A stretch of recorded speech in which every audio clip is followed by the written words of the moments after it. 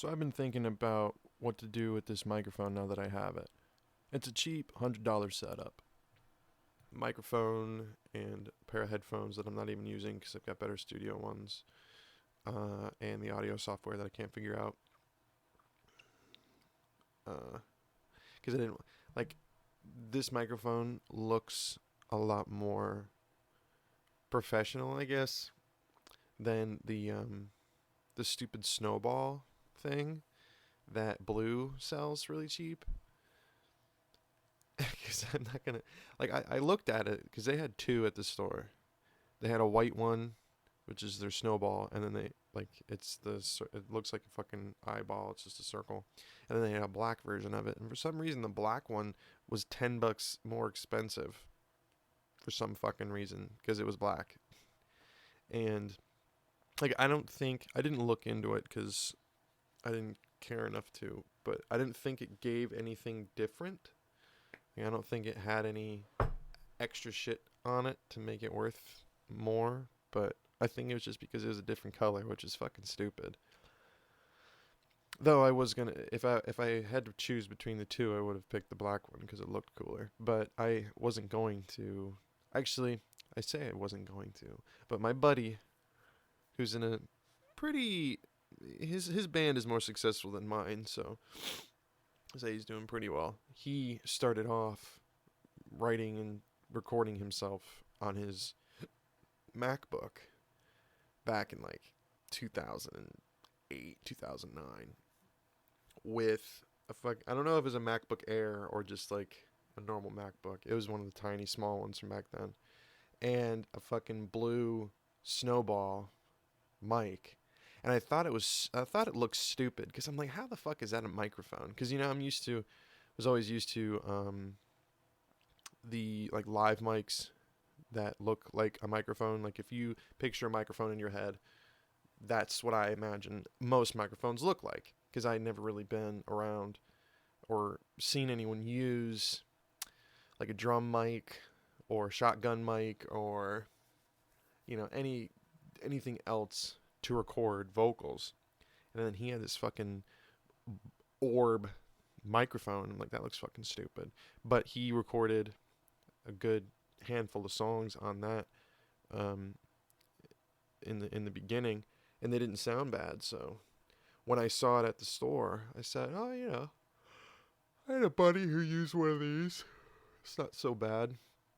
But then they had a couple more options because these are all USB connect, come with their own audio interface built in and everything, which is convenient because I was looking at some other. I was looking at getting back into recording, and to buy a good microphone, to buy an audio interface, was going to be around. Well, if I wanted to get a cheap microphone, it would be around like $300 for both. Because I was going to get the same audio interface that I used to have that's 2-channel so that I could have two mics running at the same time if I ever decided to have guests on a podcast ever again like I used to. Which with this, it's pretty much just a solo thing. I don't even have enough USB ports to add another microphone if I wanted to. And plus this microphone I have now would pick up another person, so it's not good for multiple people. I would have to get two. I don't even know the terminology right now, and I feel stupid not knowing like what the dynamic mic or whatever. I don't know. I can't fucking think. I can barely even keep my eyes open. I'm so tired. But I looked at a couple other mics that were higher quality, and they cost more. But so the way it turned out is I had a gift card to Best Buy, and initially when I got it for Christmas, I'm like, what the fuck am I gonna buy at Best Buy? Because I don't buy movies anymore. At least I don't try to. I'm trying to think of the last movie that I bought. I don't know. I don't buy movies anymore because I'm trying to have less shit in general, like just less stuff. And for a long time, I used to buy a lot of movies all the time. So I said, I'm like, I'm not gonna go to Best Buy and buy any movies, because it just take up space. And then I don't have any game consoles anymore, so I couldn't buy any games. But initially, I was like, I got this $50 could help me buy a new system because I don't have any right now.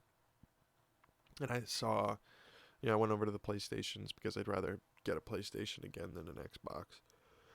I went over to where the PlayStation stuff was because they completely changed the Best Buy, and they don't even really sell movies anymore anyway. So that was kind of a waste of time to even think. But I went to the PlayStation area and was looking at the consoles, and they have the fucking Battlefront 2 bundle, which I wouldn't be able to use because I don't have internet here.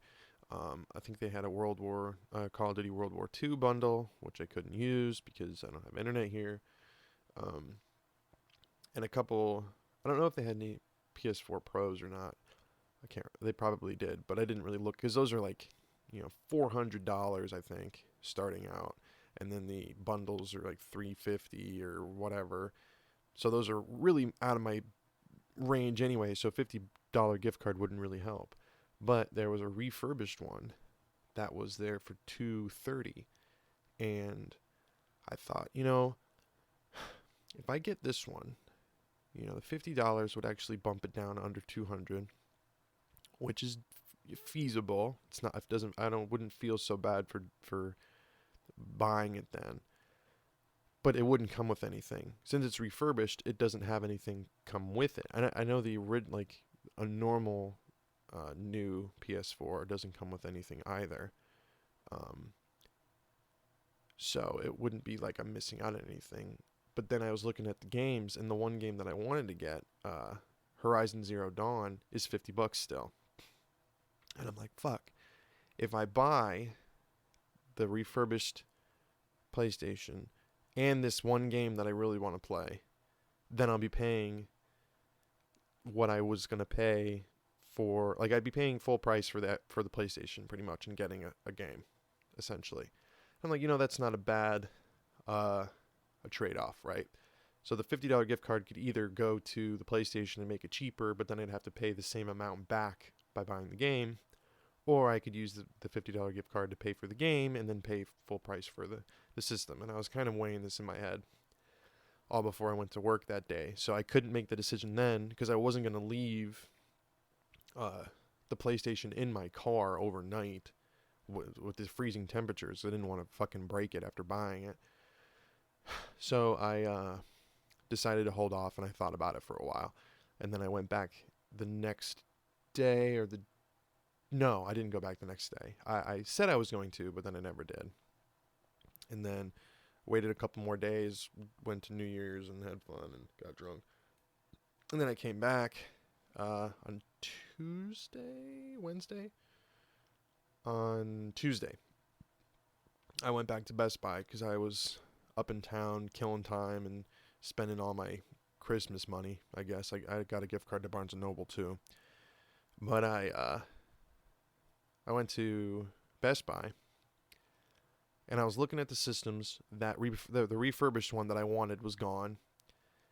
And then I was like, I really don't want to buy another game system, because the last time when I had my PlayStation 4 2 years ago now in 2016, when I had it still, I spent so much time playing that I wouldn't do anything else. Like back then, in late 2015 through 2016, I was working part-time at a library. I had so much free time that I could have used it doing something creative, like writing or recording stuff, which I eventually attempted in early 2016, but then I kind of let it go. But I spent a lot of my free time playing PlayStation, and I felt bad about it because, I would like play Fallout 4 at the time all fucking day. Like I'd have a day off because like I said, I only work part-time, so I'd have a lot of time off from work.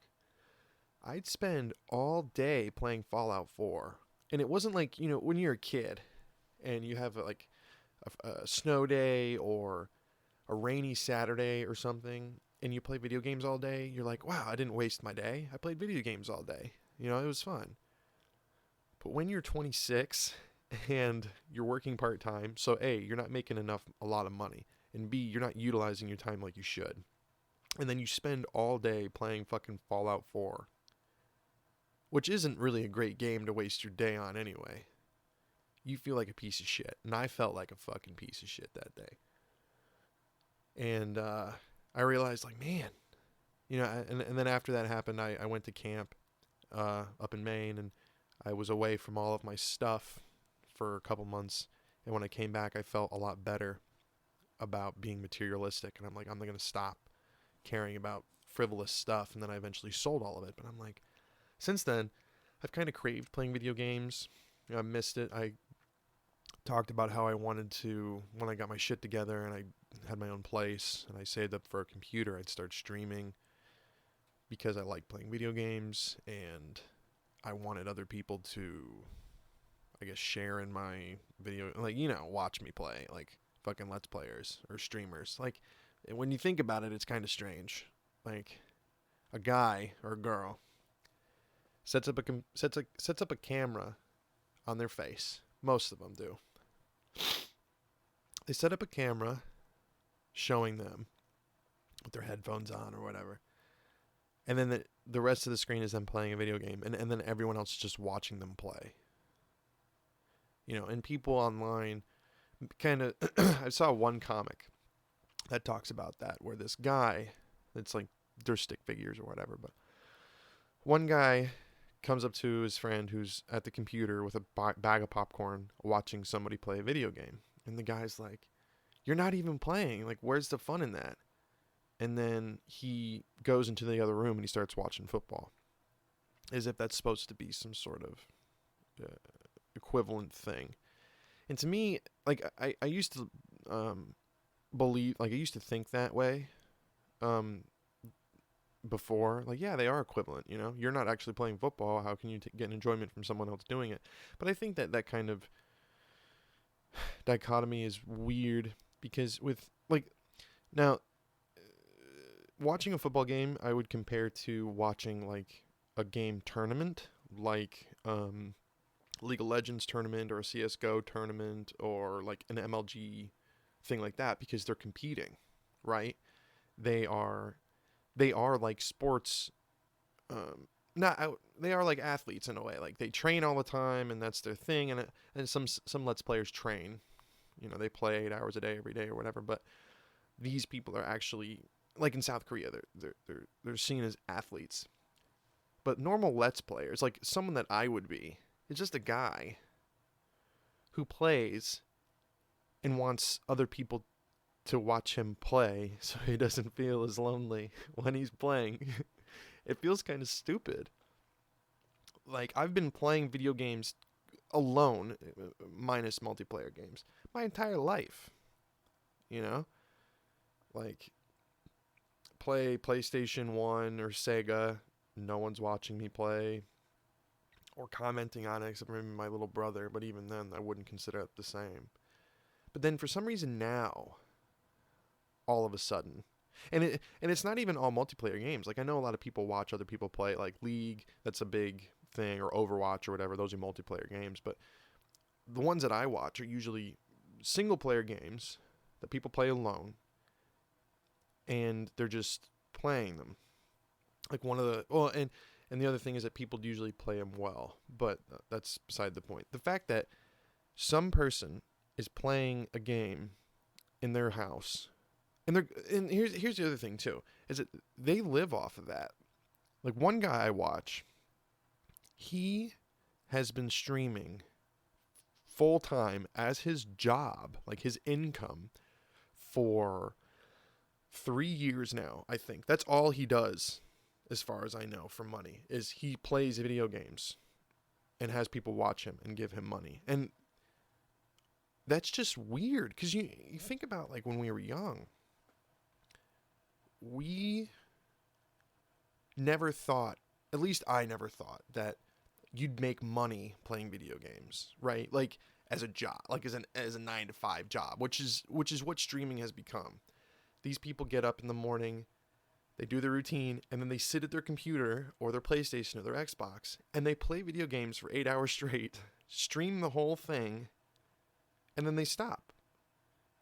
You know? And they get donations, and some of them are like with Twitch, they're Twitch partners, like a YouTube partner, and they get paid for being on the channel that they have. And there's sponsorships and all this other stuff, and it's so weird. Because when we were young, I remember we used to play Halo or Halo 2 like with each other, multiplayer. And then we'd kind of talk about, oh yeah, we could get really good and go play in a tournament or something. And that was the only way you could make money back then, was to play in a tournament or play on a team and go to like an MLG like contest or competition and win that way. Like I remember on Tech TV and G4 back when that was still a thing, they would show like Call of Duty 2, I think, was a competitive game that they would show played. But that was it. Like those people would go home and practice, right? They'd practice, get better with their teams, kind of like what, people who play StarCraft or League or, any of that stuff would do. They'd go home and practice and get better for the competitions. But there's this whole other side to this gaming world now, where people are just playing to their audience. They're not playing for a competition. And if you had told any of us as kids in the late 90s, early 2000s, or even, before then, when games were still in their infancy in the 80s, that one day people would be playing video games as a job, they wouldn't believe you, because it didn't make sense back then. It still kind of doesn't make sense to me. It's like it's a form of entertainment, but it's so weird when you really think, when you take the time to think about it. Because like go back to that comparison between sports and video games. An athlete, again, it's all entertainment. If you took away football tomorrow, the world wouldn't end, technically. I mean, people would be upset. But it doesn't have any real value outside of the bubble it is, You could talk about advertising and that kind of stuff. But I mean, like the actual action of football. I don't even know my point for that. Why did I go there? I don't know. I think I'm trying to figure out. Let me just go back to what I was saying before. It's weird that people play video games as a job. And I don't mean like QA or like quality testing or beta testing or any of that kind of stuff, which is when I was younger, reading Game Informer and stuff, it's like, man, I want to make video games, or I want to play video games for a company that's making them, and that was a job. That was something I remember, is that you could go and work for Bethesda or work for Bungie or work for, any like Konami or whoever who made video games at the time, and be a quality tester for them and play the game before it got released. And that was a thing. Like, I know a couple people recently who've done that for Bethesda, and that was like a career path, right? Or at least an idea to break into video game as a job. But to say that one day people would have a camera recording them playing a game and then get paid for it, it doesn't make sense.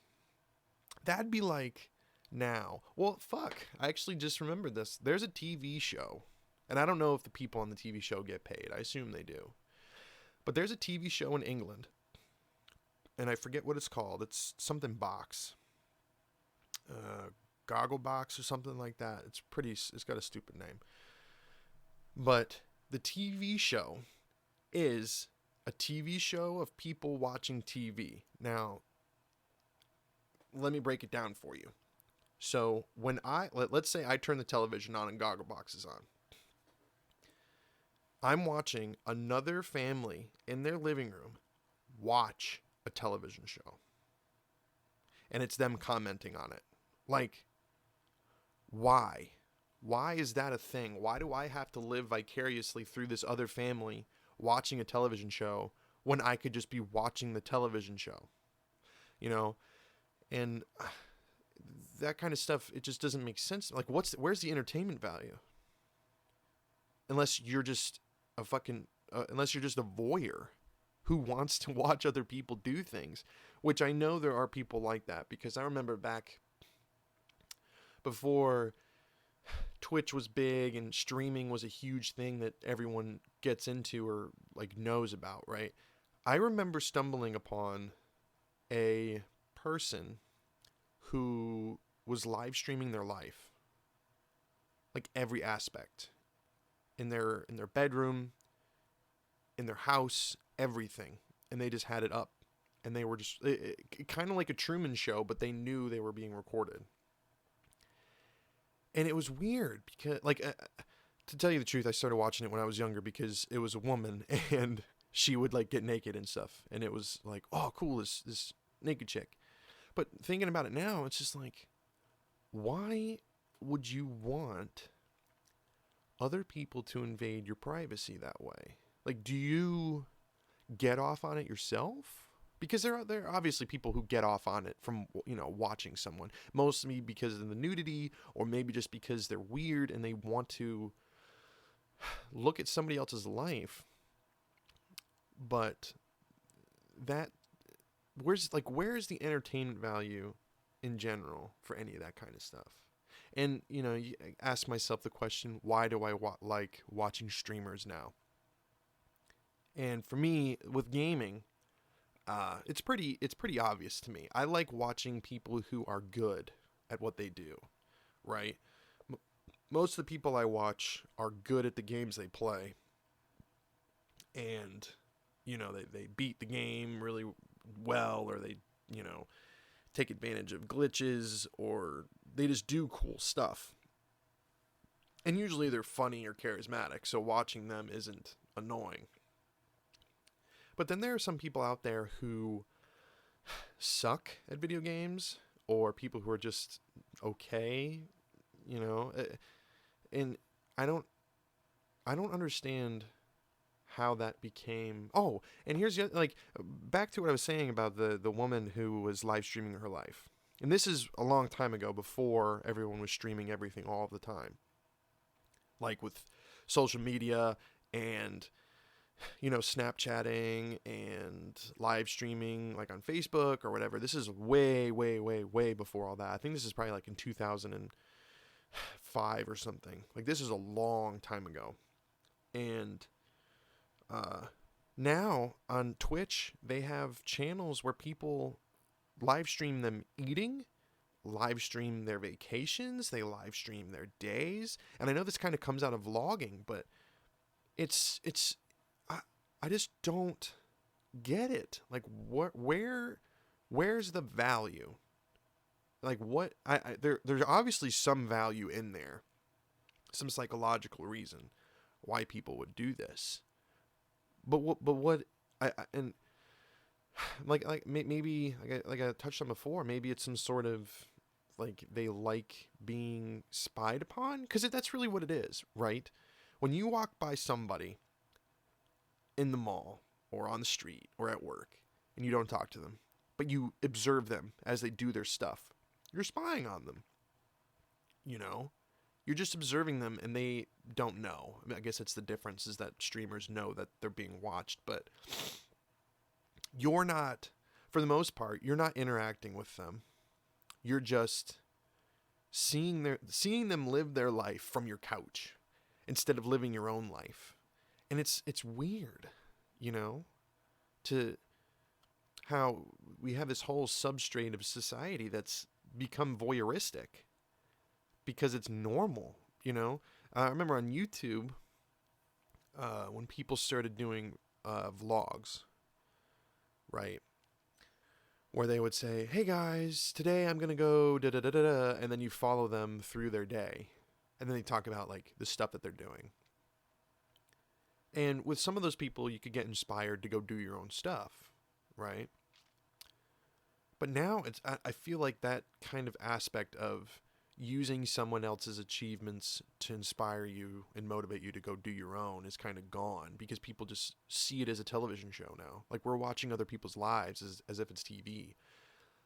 And some people present their lives that way for views and for uh, this kind of vicarious, like, I don't even know how to put it. These people make their living, and that's the other thing too. Like, if the big thing for me is that people make a living off of this stuff. They make money and they can survive and become rich. Like, there are celebrities, quote unquote, YouTube and whatever celebrities, just because they show their lives to people. And like, most of them have interesting lives. To say, like, if I started vlogging my life, which I tried to a year ago, I was gonna start vlogging, but I have nothing interesting to say or to show anyone. Like, no one would want to vicariously live my life. My life sucks. Maybe that's what it is. Maybe that's what it is that people's lives suck, and when they see someone else living an interesting life and that's being presented to them on their little screen, they feel better about themselves. And I don't understand how that, like, but that doesn't make sense, because if anything, that would make me feel worse. Is that there are people out there who are doing interesting things and meeting interesting people and seeing interesting places and recording it for the whole world to see, while I'm on my couch fucking gaining weight and not doing anything, when the whole world is out there to take. But maybe I'm just projecting too much. Maybe other people don't feel that way when they watch it, but it's just, I don't know. How did I get from talking about going to Best Buy, buying a microphone, about streaming? Fucking tangents, man. But yeah, as someone who's been wanting to break into that for some reason, especially with the streaming, I've been wanting to do that for a couple of years now. I want to know why I want to so much.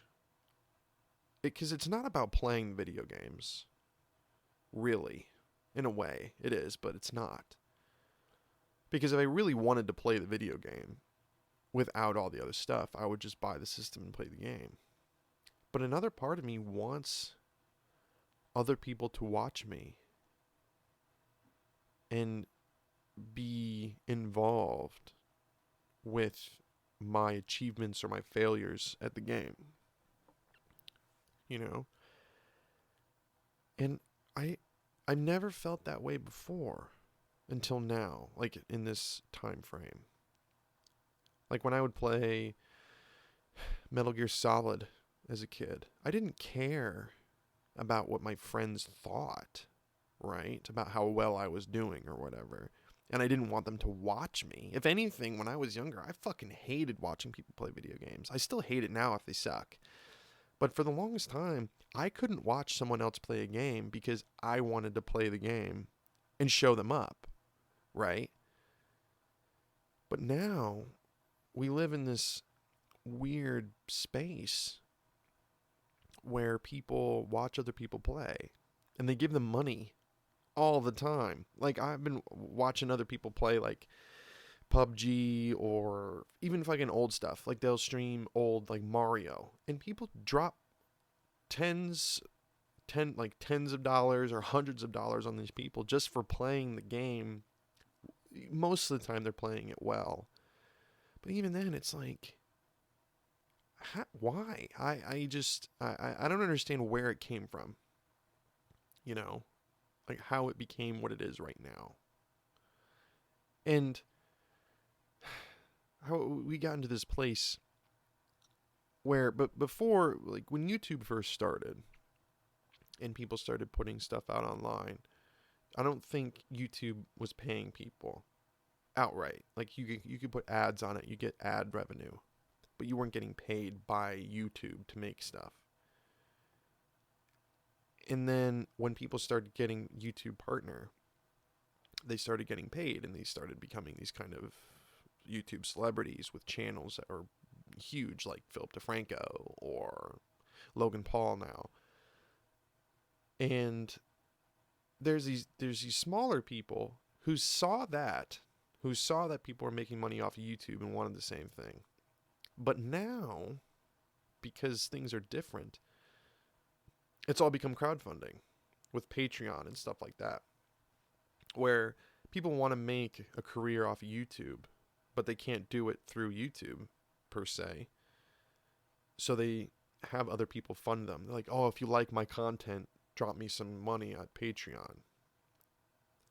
And that seems strange to me too, because this generation of people, and I wouldn't even say it's like my generation as an age group. I mean, like anyone who's involved in the online life sees this as a new career path, and I just think it's so weird that people are turning their lives into careers. Like, not even just doing a job, but they're turning their life, like the fact that they're alive and doing things, they're turning that into a career, and they make money off of living and not by doing stuff. And not to say that a lot of these people don't do things. Like some people, like Philip DeFranco, he talks about the news, which is important. Or like Vsauce or whatever, he talks about scientific, like he's an educator, and you know, these kind of people who do important things. But then there are the people who just vlog. Like all they do is just let people look into their life. You know, like those, I can't even remember who they are. I don't think they do it anymore. But there was a family that used to vlog all the time. It was this bigger guy and his wife and his like 4 kids or whatever, and he would just vlog their life, like them doing things, and like, oh, we're a quirky family.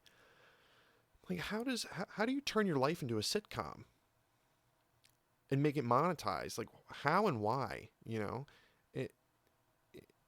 it's weird how we're turning our own lives into television shows with these YouTube channels and these streaming networks and all this kind of stuff. And we're creating this delusion about ourselves through our followers and through our backers and our Patreon people and our patrons on Patreon. That's what it's called. And I don't know what this is doing to our collective psyche. And not to say that it's everyone. Obviously, not everyone is doing this, but there's a large swath of people around the world who do this in different countries, who are presenting their lives as if it's a television show that you can tune into. You know, and that just seems strange to me. Like, I remember when The Truman Show came out in the late 90s.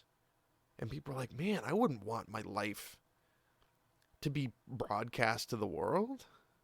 That's just so strange. But now people do it every day, all day. You can't, like, most people can't go 10 minutes without putting a picture up on Snapchat or saying, oh, I'm getting a cup of coffee. When initially, when that stuff kind of started, we were like, that's weird. Like, why? Why are you posting that you're getting coffee? Who cares?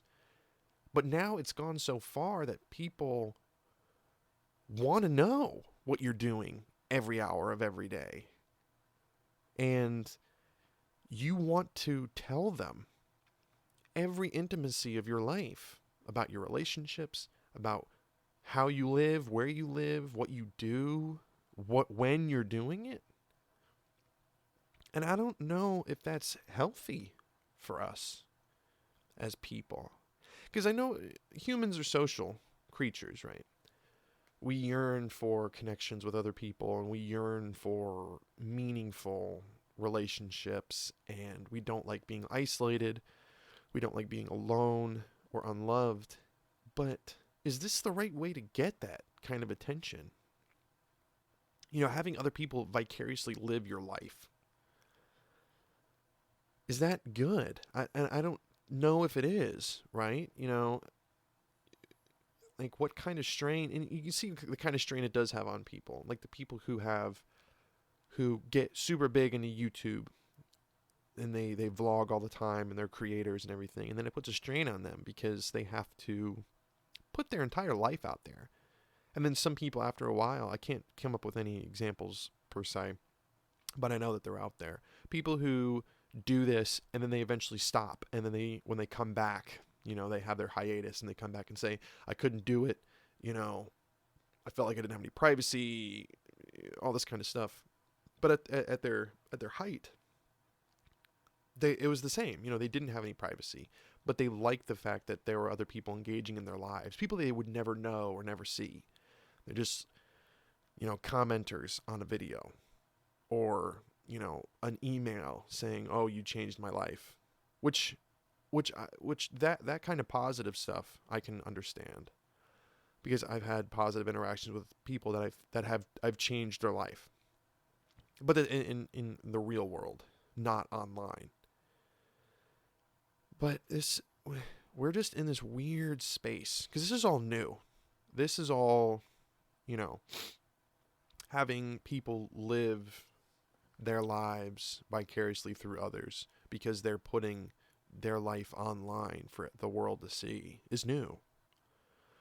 I mean, vlogging has kind of been around for a couple years, but in general, like in the history of things, this is all very new. You know, in the old days, you'd live your life, and the only people who would know you, unless you're a celebrity, like a highbrow celebrity or an athlete or something, the only people who would know you are the people in your circle. Anyone outside your circle, you're a stranger. And the only way you'd meet them is if you met them in person. But now, you know, I can watch a video of someone eating a sandwich in Japan. Do they eat sandwiches in Japan? I don't think they do.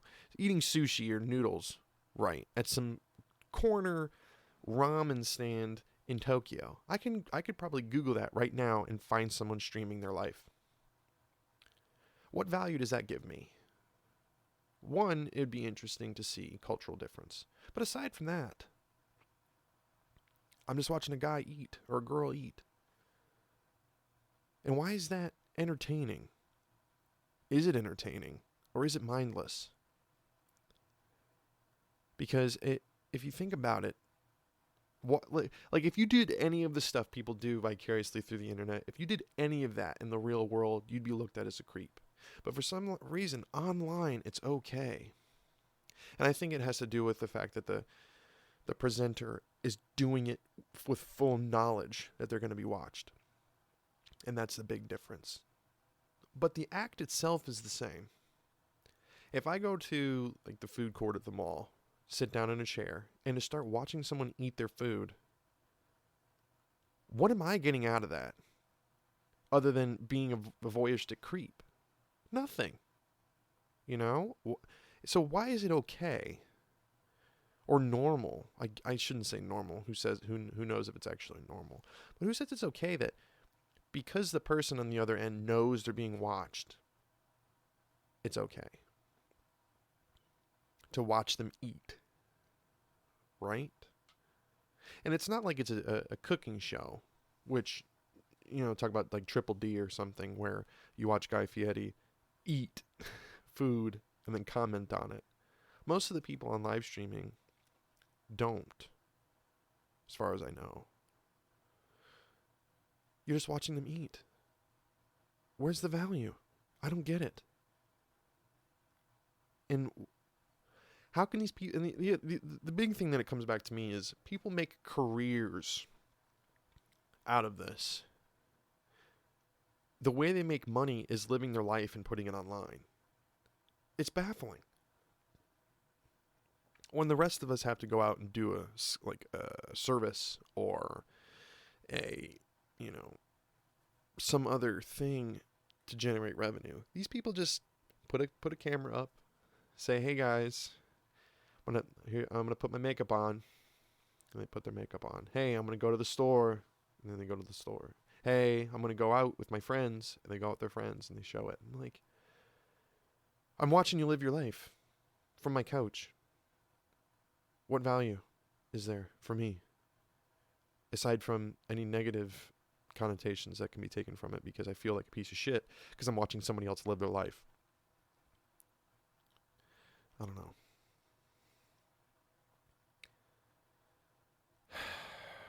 But what can you do? I guess it's just baffling to me. And I want to just know why people feel this way. Because I used to be one of those people who wanted to be a part of that. You know, make a YouTube channel and have people watch me and comment on me and my life. And make a streaming channel that people watch me play video games and comment on it. And to try and build a community like all of these people do of followers. And people who aren't friends, but, you know, there's something else. They put the bread on your table. It's just, the whole notion is weird to me.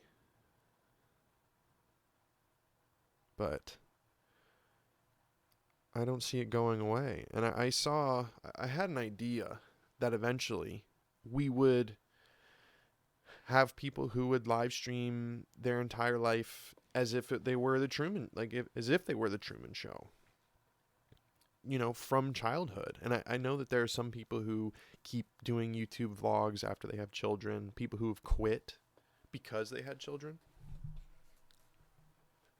I know one pair of YouTubers who quit doing YouTube vlogs because they're like, we have a kid now and we don't want their life online because it's not their choice, which I commended, because they aren't adults. They can't take back what they do if it's put online, you know.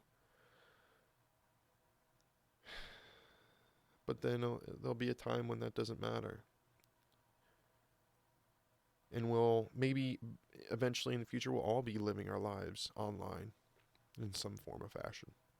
I mean, we already mostly do with social media. But even then, there's a barrier. A bit of anonymity.